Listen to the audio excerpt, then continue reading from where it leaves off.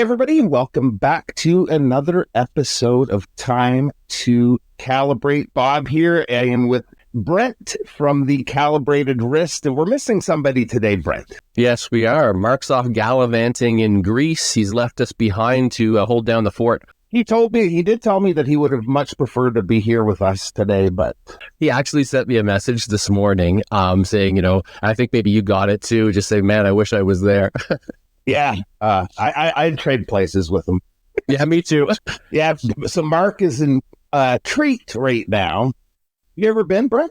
I've been to Greece, but not to Crete itself. When I was 18 years old, I did a backpacking tour of Europe, and around November, it was getting pretty cold, and my friend and I, we headed south. And so we stayed on the island of Corfu, actually, for quite a while before heading over to mainland. But I have never been back since. So that's quite a long time ago. Yeah, we went, my wife and I and my sister-in-law and my niece and nephew as well. We went the year before last, and we spent a good chunk of our time in Crete, where Marc is actually, and loved it. Absolutely loved the island. But yeah, so we were going to talk a little bit about what we're up to right now with summer closing. I know you've been up at your cottage a couple of times in the last few weeks, sort of taking it all in, that nice weather. Yeah, in fact, we even added an extra trip up there just because we were, looking at the calendar and seeing summer closing down and everything. And in fact, that's probably where you're recording from today, isn't it?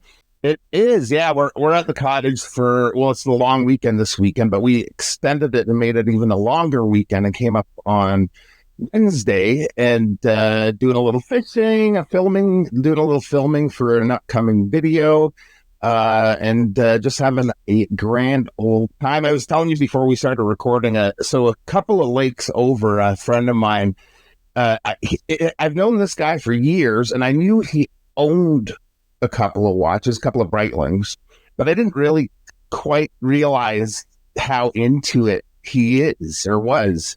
And I think it's sort of something that's developed over the last few years, but he's been into modding, building watches lately, Seiko mods, all of that kind of stuff. And one of the local restaurant owners who he's friends with has him commissioned for him to do a watch for another gentleman that's just a few lakes over from us, Mr. Wonderful, Kevin O'Leary. Oh, my goodness. So he... Yeah, so I don't know Kevin, and neither does he, but he had the watch. I saw it. It's sort of a kind of a Yachtmaster build, red strap, of course, but he has this thing built, and he's just waiting on the call from the restaurant owner that's nearby. For next time Kevin's in the restaurant, he's going to have my buddy come over and present him this watch. So I thought that was kind of neat. Man, the things that you can fall into sometimes. What a small world. So it's crazy. It is so crazy. He's actually coming back tonight too. So always fun to have somebody around to chat watches with. That's for sure. Absolutely. What's the name of the lake that you're on, Bob? So our lake is a really small lake. The famous lake, which I think is actually where O'Leary lives, is called Joseph Lake. My lake's called Haggart Lake, very small. It's about a kilometer long, maybe a dozen or so cottages on it. It's a quiet lake, which is great. We're just south of Parry Sound, Parry Sound. Yeah, I know the area really well. I think you and I live on very similar lakes. My lake, Lake Aloyda, is also maybe sort of 1 kilometer across and 2 kilometers long, and not more than maybe 15 homes on it. So it's nice to have that kind of place to escape to, for sure. Oh, yeah, 100%. Yeah. We were up in your area last year, and we'd stopped in Parry Sound at that Trestle Brewery. It has that beautiful building overlooking the sound. And if I'm not mistaken, I had one of those South Channel hazy IPAs when I was there. It's one of my favorite things to do when I'm traveling around Ontario is to hit all those microbreweries. I haven't been to that one. I'm curious now if they carry that maybe at one of the local beer stores, which I'll be attending. I'll take that one. So today, Bob, what have you got on wrist? Hey, I have some projects on the go. So G-Shock, standard square. It's next to my Black Bay. I've talked about this in a video recently on the channel, but next to the BB Pro, it's the Square. Is easily my second most worn watch right at the moment. So, yeah, what a great piece. How about yourself? Well, given what you and I are going to talk about today, I thought that I would put on the MIDO Ocean Star 39, actually, which is one of their latest releases that's kind of celebrating the 80th anniversary of the collection. So that's what I have on today. And I'm looking at the dial now. I really love this crazy wave 3D kind of texturing that they've done there. If you look really closely at it, what's very cool is that it's 3 dimensions in all directions. So you can actually see that the text and the markers vary in height given the waves that are around them. It's really quite something. Wow. That's interesting. I'm looking at it right now, actually. Which color do you have? The one that I've got on wrist this morning is the gray dial, the one that's got the sort of gradient fade on it. I do have the blue here as well, and then I have that champagne too. In fact, my wife wore the champagne to the recent cliff diving event in Montreal, and I wore the gray dial. So I guess we should maybe talk about the cliff diving event. That was last weekend, I think, that you attended. That's right. Yeah, it was not too long ago. In fact, it's still pretty strong in my memory. It was quite an experience. So tell me kind of like how that all worked. Like it's a 3-day event, I think, Friday, Saturday, Sunday. You guys were there on just the Sunday, or? That's right. We were there for the finals. So the divers had already done 3 dives, and we knew where divers were sitting in the standings. And in fact, on both sides, the men's and the women's, the race for the top spot was very tight. There were sort of 3 guys who could have walked away with it. And on women's side, it was really tight race between 2 divers. And so the crowd was enormous. There was probably, I would say, it was in the tens of thousands for sure. They were lining the docks in Old Montreal. They were along the rooftops in the VIP section. It was an amazing atmosphere. There was even a point where some sort of stray clouds brought in a storm for about 30 minutes, and there was a delay, and I don't think anybody left. It was electrifying. It was really something. I know, like I just from I read your article yesterday that you'd written on the calibrated wrist, and I know one of the on the women's side, it was a local that won apparently. Yeah, Molly Carlson is a really interesting character. She has, I think, almost 500,000 followers on Instagram. She's got more than that on TikTok. I think probably all told, she's probably got an audience of about 6 million. She always wears pink. And so in that crowd on the weekend, you could see pink plastered throughout. She had so many fans that were there. Now, she's not a native Montrealer. She's from Thunder Bay, I believe, but she has kind of chosen it as her home. It's where she trains. So it really was like a hometown victory for her. And then on the men's side, I've heard that he kind of has a connection to Montreal, if I'm not mistaken, too. He's got a connection both to Molly and to Montreal. Yeah, absolutely. Aidan Heslop, he's actually Welsh, and he dives for Great Britain. In fact, I do believe he's got a world championship under his belt. He currently sits atop the point standings after his victory in Montreal, and he beat out the Romanian, who's the reigning champion, Popovici, I think his name is. But yeah, he is also living in Montreal. He and Molly are a couple. So it was kind of one of those fairy tale storybook endings. Honestly, it was like the 2 hometown heroes brought home the hardware, and they're also sweethearts. Wow, I actually didn't make that connection. That's really cool. So another thing, as a person that is somewhat afraid of heights, I heard that you walked the platform. We did. So the great thing was that Matt Dennison and also Hayden Sequeira from MIDO had set all this up, and Matt was kind of like our gracious host that weekend. And so he secured a couple of spots for 2 individuals to walk the platform, and we were there with about 6 others. But they were not willing really to give it a go. And like you think of the number 21 meters, for example, and you think, oh, yeah, that's not too bad. But 21 meters is actually 7 stories high. And although they'll strap you in, you feel it. Like, honestly, the vertigo just rushes up at you.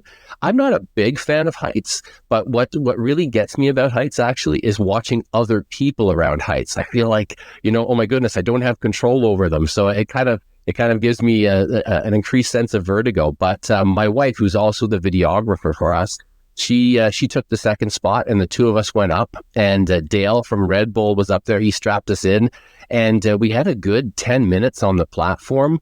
We were able to take some really great shots, and we filmed a little bit of video that will be coming out in an upcoming YouTube clip for us. But yeah, it was something. And to know that was the first platform, and that the men jumped higher at 27. I don't know if I would have had it in me to walk that one. Oh man. I would have loved to see you do a big cannonball off of it. And you would have got some views though on the YouTube channel. Yes. I don't know if when you were reading the article, if you saw, but when you jump off of that, you accelerate at approximately, I think it's 15.8 kilometers a second, which is pretty close to a supercar's acceleration. And before 3 seconds expires, which is all it takes between the top and the bottom, you will have reached 85 kilometers an hour. It's insane to think about that. And so what's going through those athletes' minds, I can't even imagine, because they're in such amazing physical shape just so that their bodies can withstand the impact of hitting the water. In fact, when they do, it's like an inverted mushroom cloud. If you look at sort of underwater photography, it's like a bomb blast going on underneath the water, and they have to sort of at that point, hold their arms out so that friction slows them down.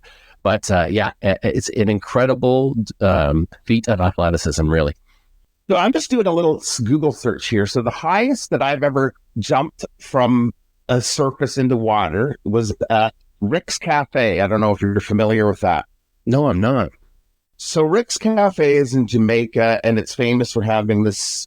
It's a bar, but there's also cliff diving, which is maybe not the best combination. But the height from the top one, the top area you can jump from is 35 feet. Okay. I did it, and it was, first of all, painful. It was painful, and I was wearing my quartz tuna. This is maybe 4 or 5 years ago. Maybe not quite that long ago. It actually just about ripped it right off my wrist, the impact. Like, it actually fully opened the clasp, and luckily it didn't fall off my wrist. But yeah, it's quite the thing jumping from even that height. So I can only imagine 7 stories. I know. No, it really is. And, here we have Charleston Lake Provincial Park, and around there on Charleston Lake, there's some popular cliff diving spots, or cliff jumping spots, really. They'd be around 30 feet tall. But I'll tell you a funny story that actually involves my time in Greece. So this ties everything together here. But when I was 18 years old, my friend Bob and I went on a day trip from a place called the Pink Palace, and they took us out by boat to this little island shaped like a turtle's back, and then beside it there's a plinth that rises about 70 feet out of the water. And so what you could do is go out there and drink for the day and snorkel and everything, and then, as you say, not a good combination, if you want, climb that plinth and jump off.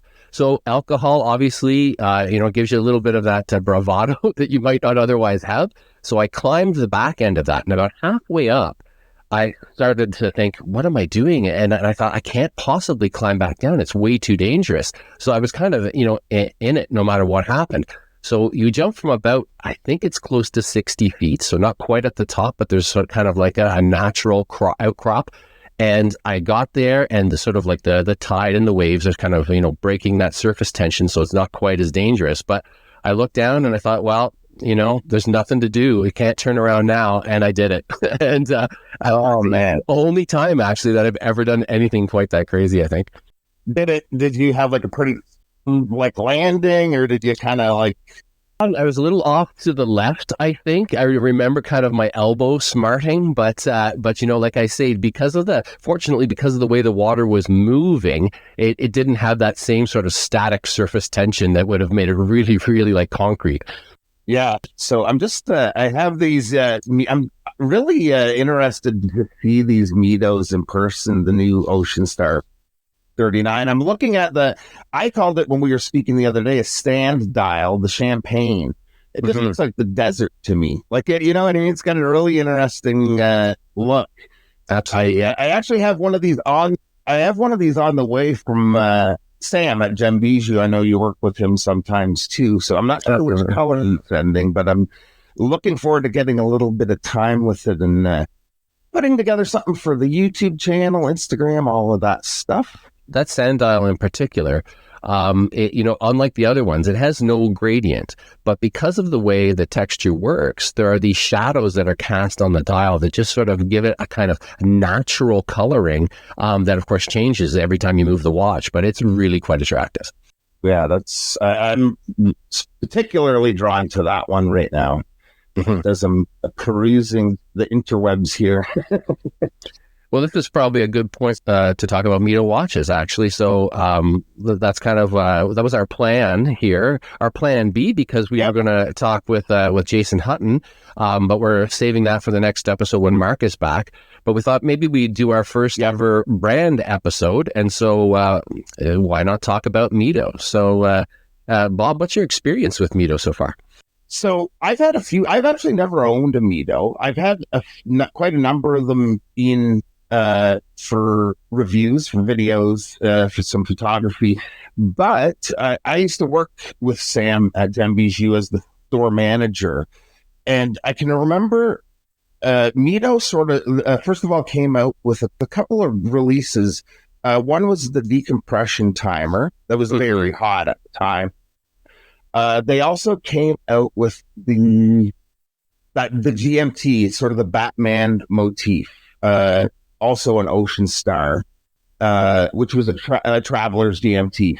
But I can remember as these watches were coming in and just flipping over the price tag, kind of as you're displaying them and opening them up. And I just remember looking at the price tag and going, geez, like these are like, I'm thinking this should be, we're talking Canadian dollars. I'm expecting 2,500 or 2,900 and it's 14 or 1,200. You know, I just always felt like they seemed to have really good value.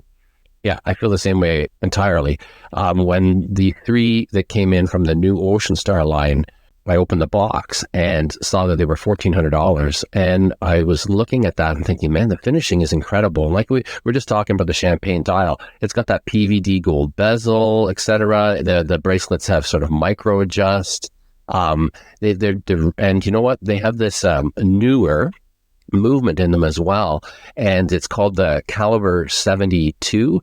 And my guess here is that it's similar to what Longines have been putting in their Conquest and Spirit lines, and so it's a thinner movement, and the case height is only 10.5 millimeters, which is incredibly slender for a watch with water resistance like that. So you have these sort of like Goldilocks kind of dimensions, 39 millimeters in diameter, 46 millimeters lug to lug. So, you know, it really, really wears nicely on the wrist. I'll tell you one experience that I've had with them. So working in a watch shop, you're not dealing with watch guys most of the time. You know what I mean? Maybe like a 1 out of 10 is a watch guy. So when people are coming in, they're asking for Swiss made.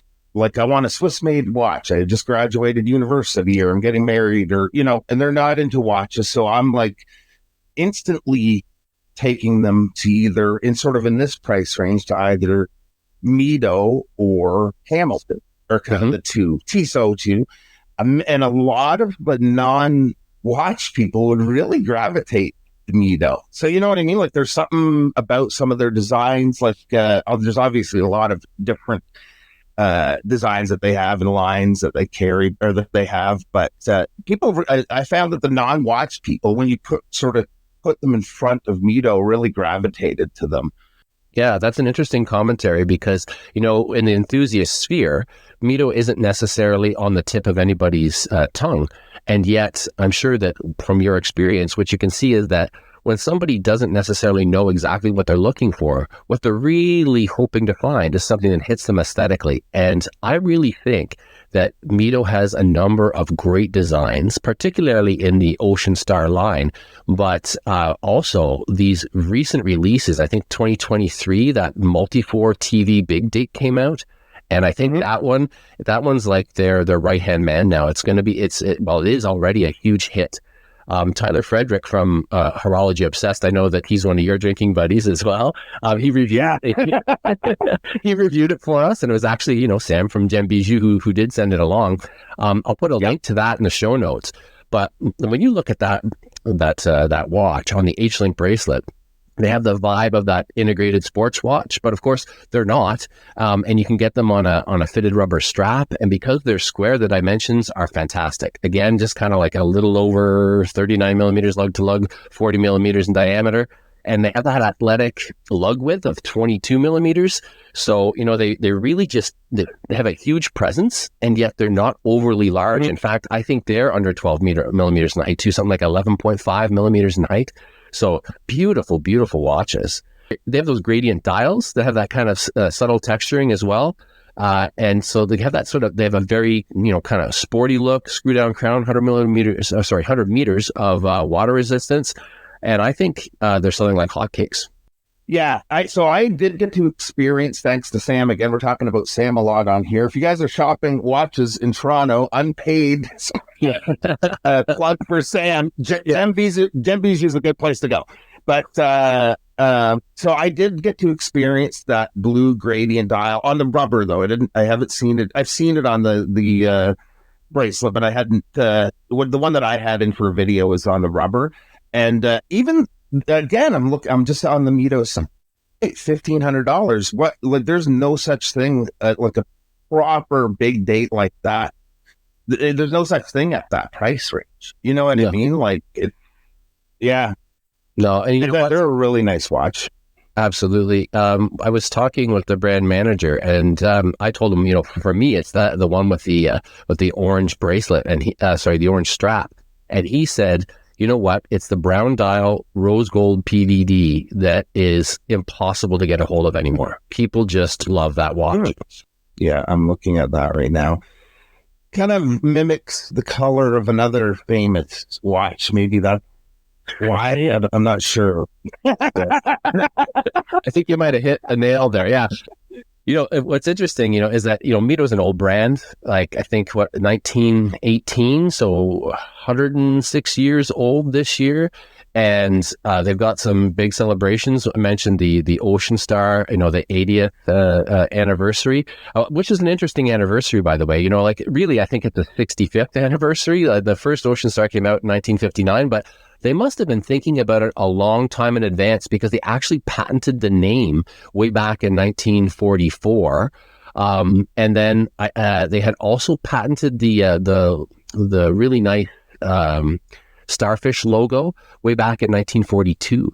So it's interesting to see that they must have been planning for this, and building on water resistance, because they came up with in the 30s, they came up with a really interesting system called the Aquadura system that involved, the use of gaskets and stuff, and that single shell case and all that kind of stuff. So, they hadn't a dive watch at that point, but they were already working on water resistance. So they must have had in the back of their minds, this idea for the Ocean Star a long time running. I'm curious, like we were talking again the other day on MIDO a little bit, and how they're not out there as much, at least in North America. I wonder if they're a little more prevalent in Europe compared to here.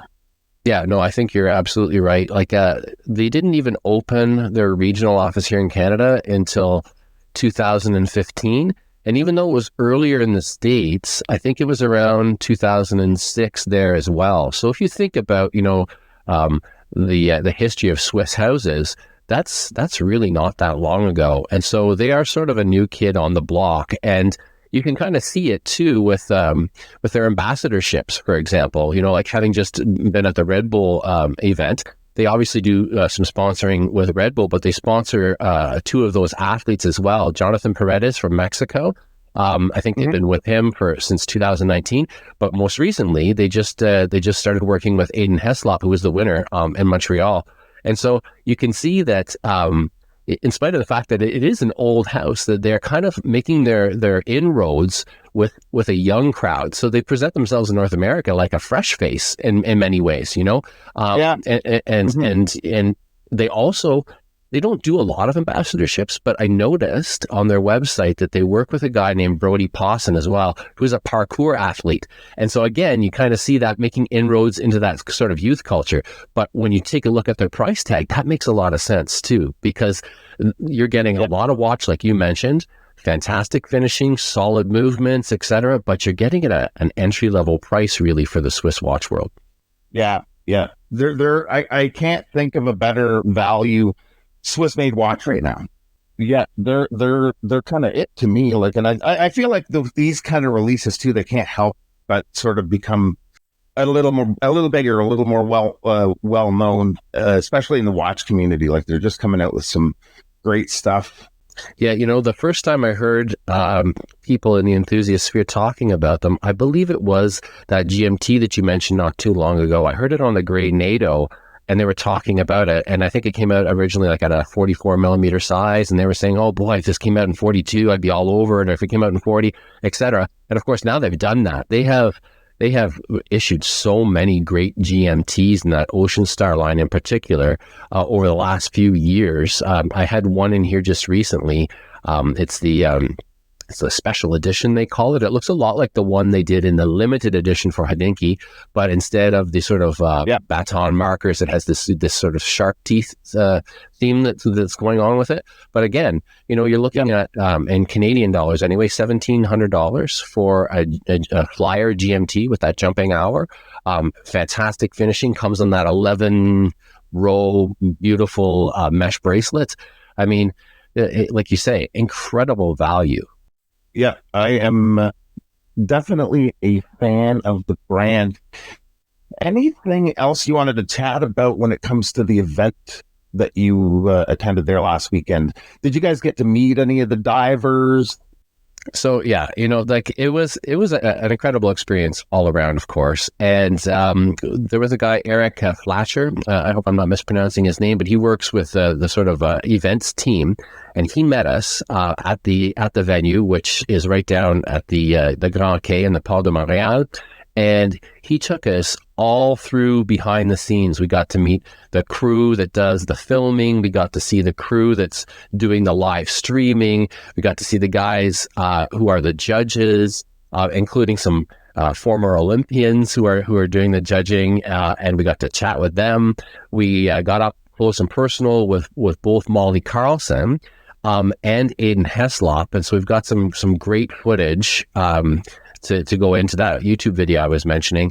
And, you know, they're just, what struck me the most about everybody that was there, whether they were on the Red Bull team, the MIDO team, or the Montreal event management team, was that they were just like this big, happy, energetic family. And, you know, when you think about a competition and athletes, you figure that, well, you know, they can't be on friendly terms because, you know, they're about to go out and compete against each other and hopefully, you know, beat one another. And yet, if you watched that event from my vantage point, which was right above where the athletes were kind of in their warm-up area, every single athlete watched every single jump, whether it was male or female, and they cheered and clapped no matter what happened, whether the dive was a roaring success or whether it was a near miss.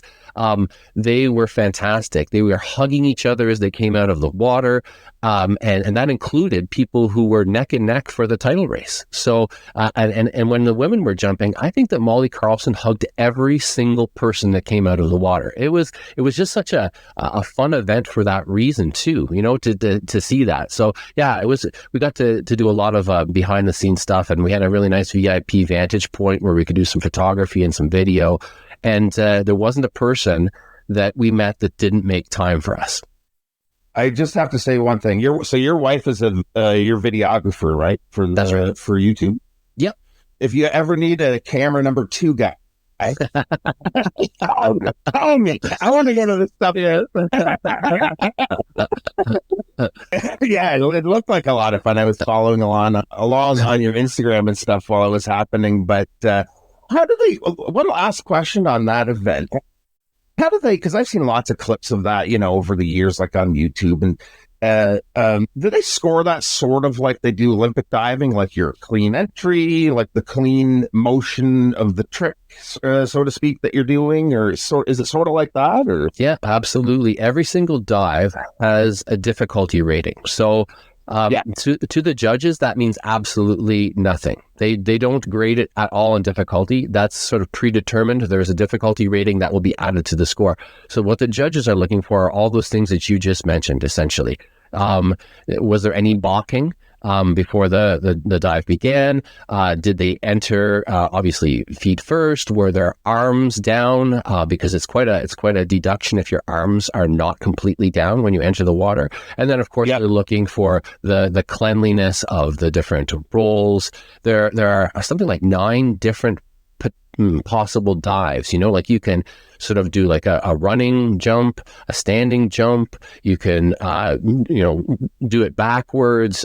You can actually do it from a handstand position, which I have got to say, Bob, is the most interesting thing to see. Somebody attempting a handstand 27 meters in the air before they actually do the dive, and I'm thinking, as we all were, I can't even do a handstand. And forget about it. We have vertigo as we're getting toward the edge. That's right. Doing it upside down. Yeah, absolutely. Yeah, I know. That's great. That's crazy. That is absolutely crazy. So I think we're going to kind of cut this one a little bit short here because I see out the window I have some family showing up to the cottage, and it's about to get a little crazy here. Well, and there's fish to be caught, Bob. There's fish to be caught. There is fish to be caught, and there is a new kind of beer to be found, too. Absolutely. Absolutely. We'll have to put that in the show notes, too. Yeah, 100%. 100%. I'll let you know how it tasted after I track it down here next time we talk. But so that is it. Make sure to check out all of Brent's coverage on the Red Bull dive event with MIDO on his Instagram, on the website, as well as that upcoming video. I'm looking forward to seeing that. And that's it for today. Really good chatting with you, Brent, and we'll do it again soon. Thanks a lot, Bob. Enjoy the weekend. You too. Cheers.